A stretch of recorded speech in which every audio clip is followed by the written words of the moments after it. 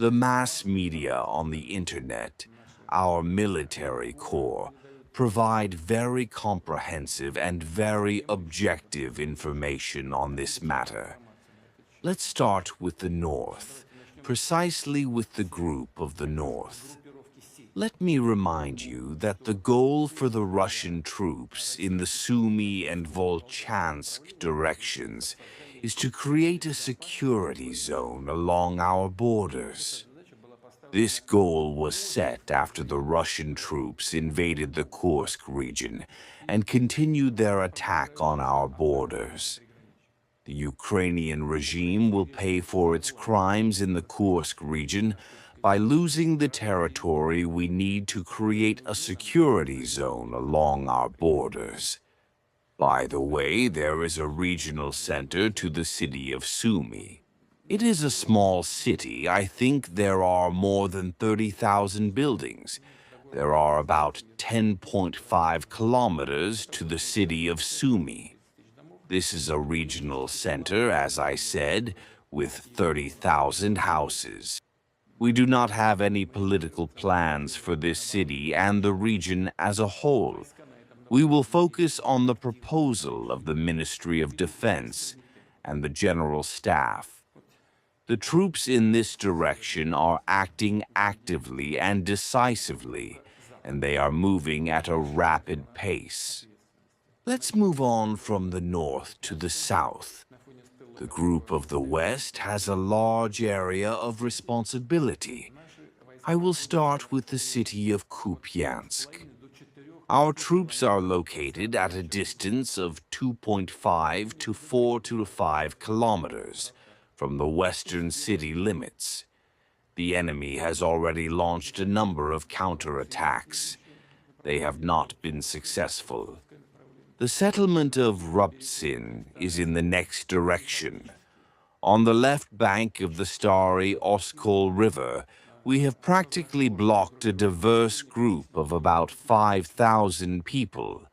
It is pressed against the river. The first tank army of the Russian armed forces is moving from above and suppressing the enemy from the north. The 3rd Anti-Aircraft Gun Division is moving from the east, and the 144th Division is moving from the south. It is completely surrounded. Everything is under military control there. It is about 2 kilometers away from the final encirclement. The 144th Division is solving this problem. I believe it will be successful. Later, the fate of this group of enemies will be similar to that of the Kupiansk unit. If you remember, the tank group was in the same position. It was completely destroyed. Next, the city of Krasnoye Limo. It is in the Krasnoye Limo direction. It is a rather large settlement. The city has about 11,000 houses. But that is not the point. The point is that it is one of the largest railway stations on the territory of the former Soviet Union. It is the most important logistics center in the DPR. There are 149 houses out of 11,000 left to be liberated. I would like to remind you of one more thing.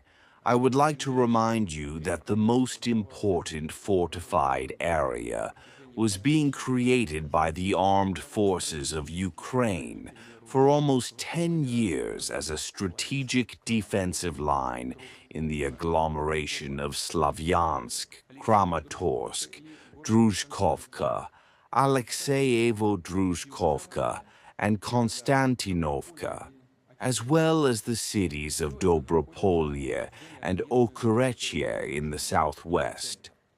All this is located in the zone of responsibility of the southern and central groups.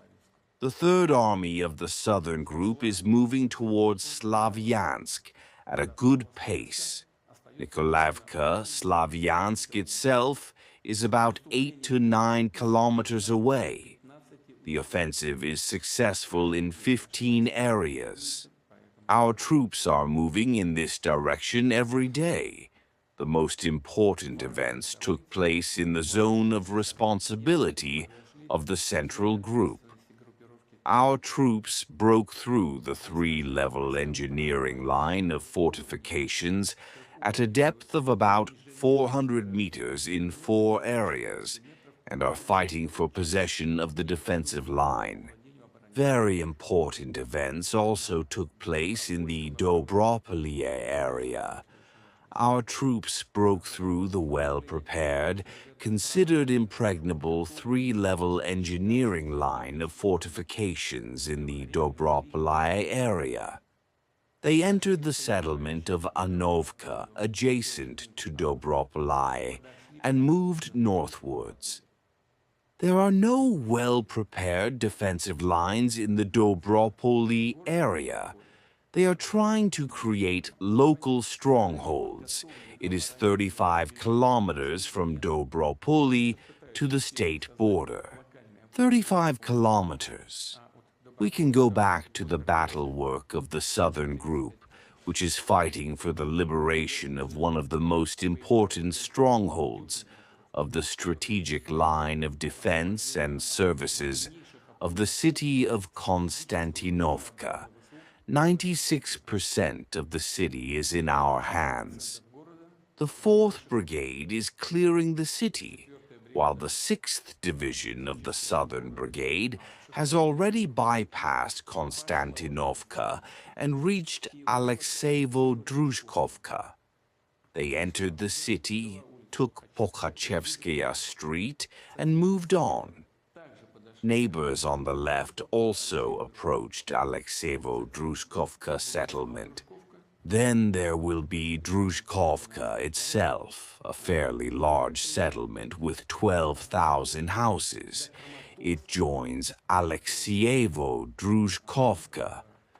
From Druzhkovka to Kramatorsk, which is considered the temporary capital of Donetsk in Kiev's current government, it is only 4 kilometers to Kramatorsk. And there are no strongholds there either. As far as we know, the enemy has already begun to evacuate industrial enterprises from this agglomeration. I would also like to note the special actions of the Vostok Group. Despite the enhanced defense of the enemy transferred troops from the Donetsk Republic, well-trained troops, to the Zaporozhye direction. Our troops, under the command of Colonel General Andrei Ivanayev, are carrying out combat missions to liberate the Zaporozhye region. On the wide front, they move 1 kilometer to 300 meters every day. Dnipro has a large responsibility zone.